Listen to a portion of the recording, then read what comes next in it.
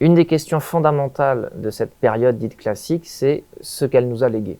Puisque, comme nous l'avons vu, à partir du moment où on la désigne comme classique, c'est qu'on en fait une référence et qu'on se positionne par rapport à elle.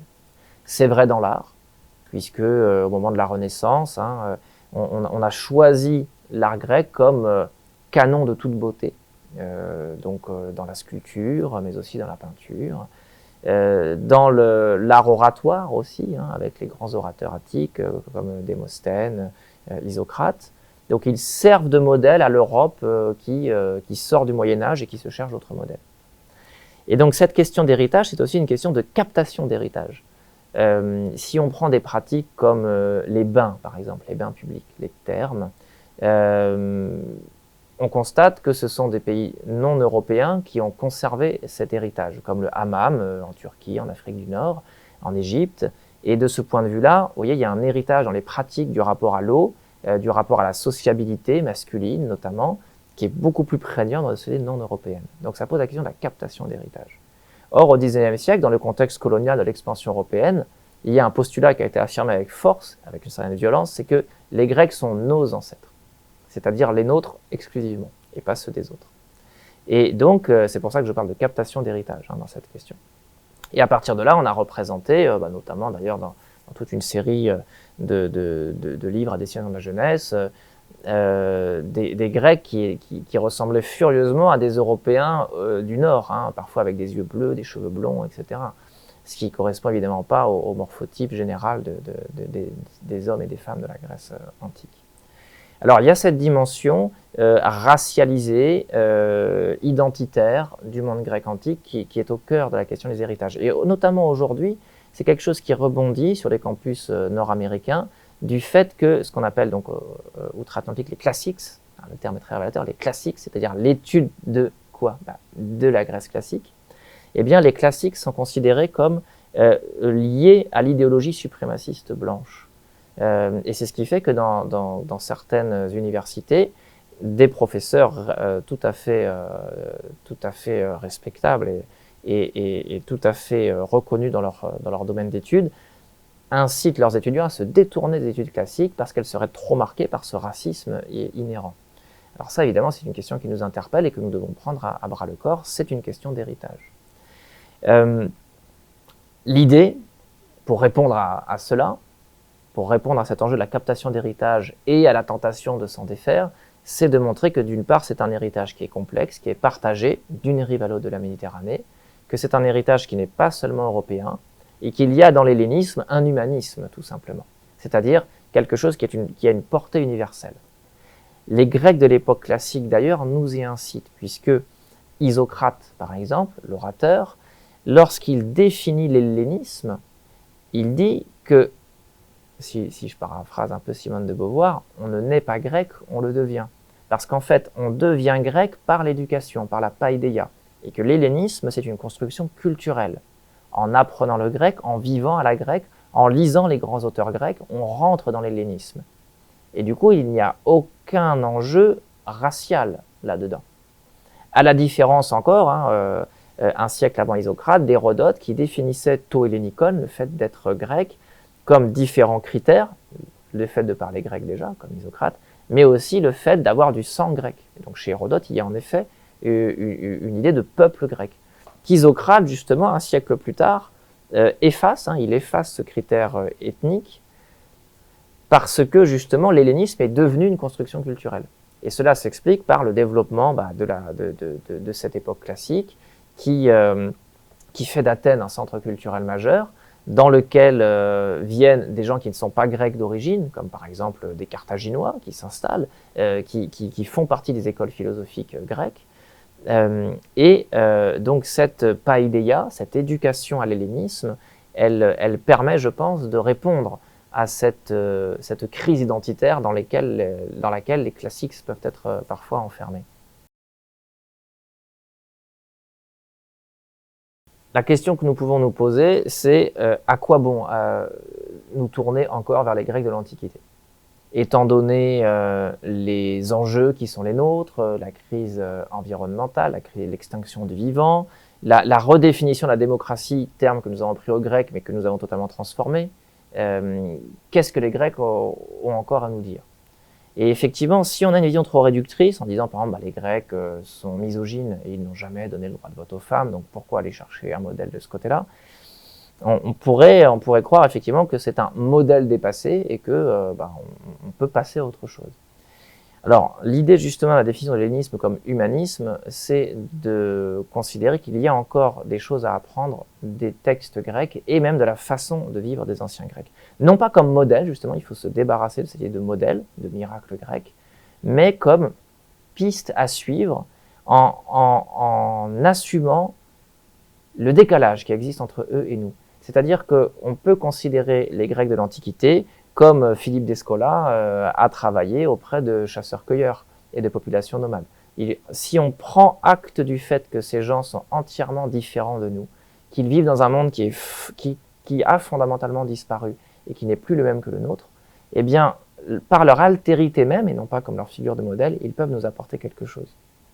D'autant que cette altérité, donc ce que Florence Dupont appelait le territoire des écarts pour l'Antiquité, cette altérité, elle est nourrie de manière dialectique tout de même par un lien de filiation revendiquée tout au long de notre histoire. Même si cette filiation est fictive, et il faut assumer l'idée que cela est fictif, comme nos ancêtres les Gaulois, nos ancêtres les Grecs, ce sont des héritages revendiqués.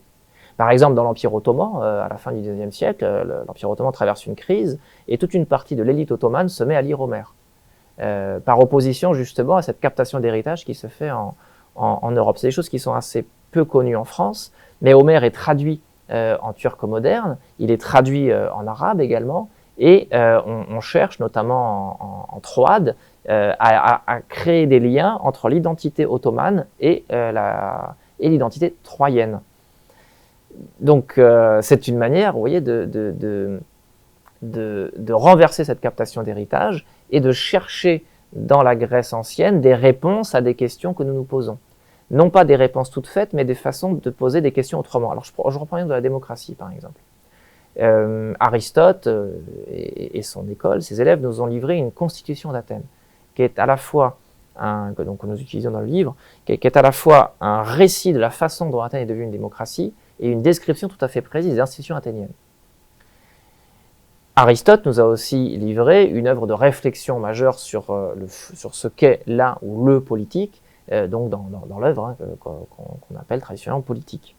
Dans les deux cas, dans la constitution athénienne et dans le politique ou la politique, Aristote et ses élèves, ils réfléchissent sur ce qu'est la démocratie. Et ce sont des questions que nous nous posons, bien sûr, aujourd'hui. Alors, la démocratie, selon Aristote, c'est un régime où, d'abord, il y a un principe fondamental qu'on trouve affirmé d'ailleurs dans les sources épigraphiques, de non-itération des mandats. C'est-à-dire qu'on a une responsabilité une fois, et c'est fini. Alors, pourquoi une non-itération des mandats? Parce qu'il faut qu'il y ait rotation. Parce que l'idée, c'est que les citoyens soient le plus actifs possible, le plus en charge. Si ce principe n'est pas respecté, on n'est pas en démocratie. Alors ça, c'est des choses qui peuvent nous questionner justement dans notre propre régime que nous avons choisi de nommer démocratie. Un autre exemple, c'est qu'à la fin de chaque mandat, et ça aussi c'est attesté par l'épigraphie, le citoyen qui a assumé cette charge, d'archonte, de stratège, etc., il doit faire ce qu'on appelle une reddition de compte, les euthinailles, une reddition de compte. C'est-à-dire qu'il doit rendre compte de son mandat. Et il est passible de peines très lourdes qui peuvent aller jusqu'à la peine de mort, l'exil, la confiscation de ses biens. Donc sur le pouvoir politique tel que nous l'entendons, c'est-à-dire le pouvoir de ceux qui ont des charges, des mandats électifs, pèse un poids considérable. D'abord, il n'y a pas de réélection possible, et ensuite, il y a cette reddition de compte qui fait peser donc une sorte de menace très concrète, parce que la démocratie, du point de vue étymologique, c'est différent de oligarchie ou de monarchie. Dans les deux cas, oligarchie ou monarchie, c'est arché, donc c'est le pouvoir. Démocratie, c'est pas arché qu'on a choisi, c'est kratos, c'est la force violente aussi. La démocratie est un régime fondamentalement violent qui pèse sur un équilibre des forces entre les masses populaires au sein de l'ecclésia et les personnes qui en sont issues et qui assument des charges politiques.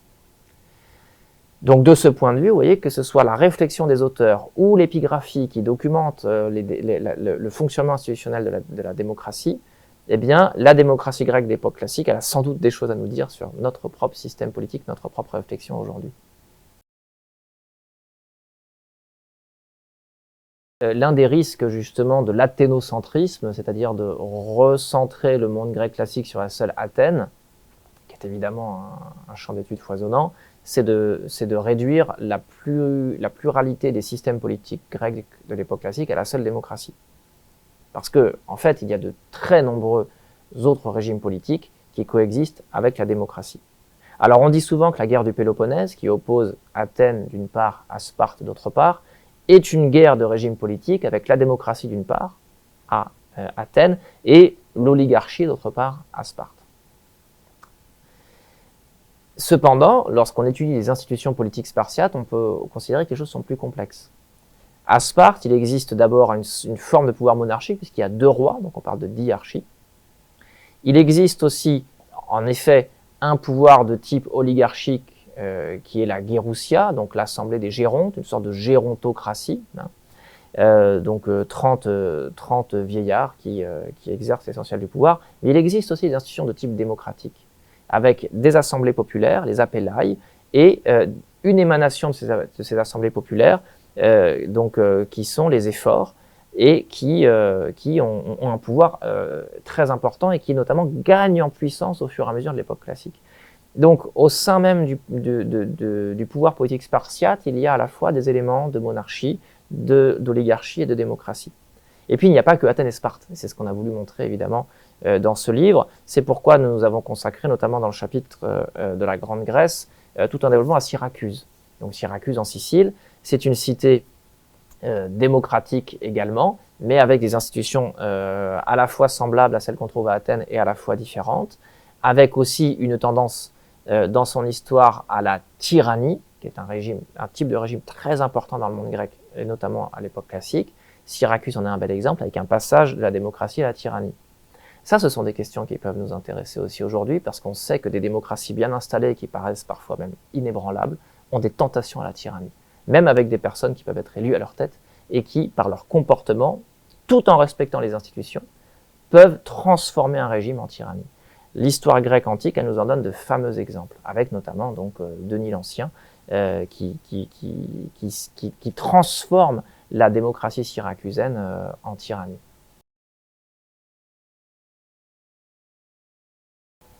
Parmi les héritages que les Grecs nous ont transmis, il y a aussi cette idée, dit-on, de rupture entre la nature d'une part et la culture d'autre part.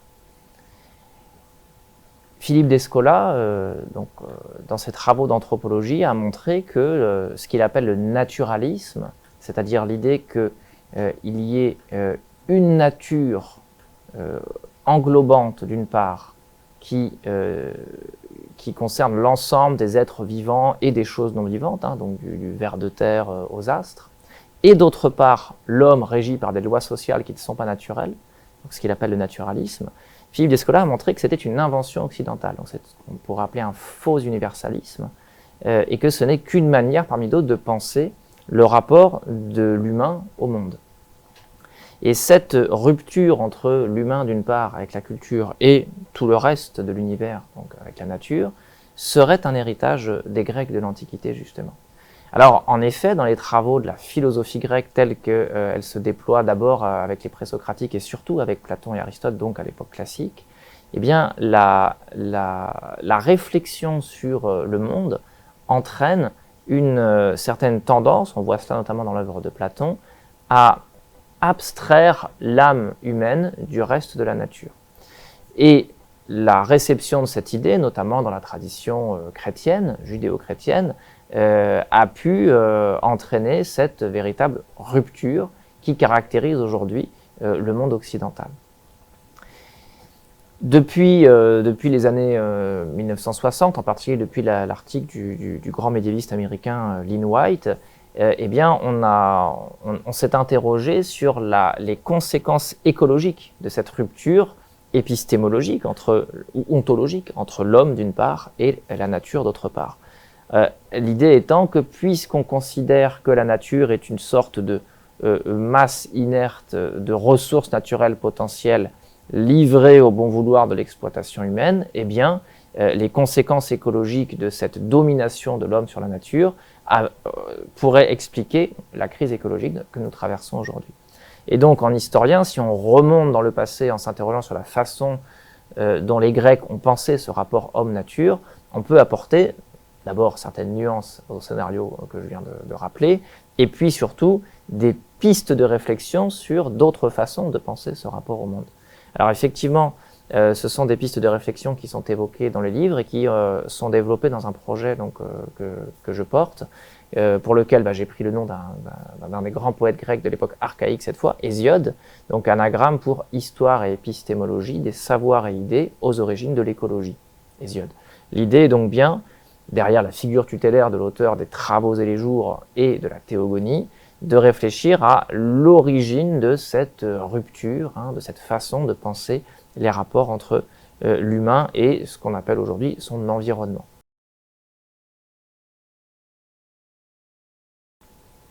Alors, dans le monde grec antique, cela passe par toute une série, donc d'abord de réflexions philosophiques en effet, chez les présocratiques, avec Héraclite par exemple, qui théorise un cosmos sans créateur, sans démiurge, qui existe de tout temps, qui existera toujours, et dont l'homme fait partie.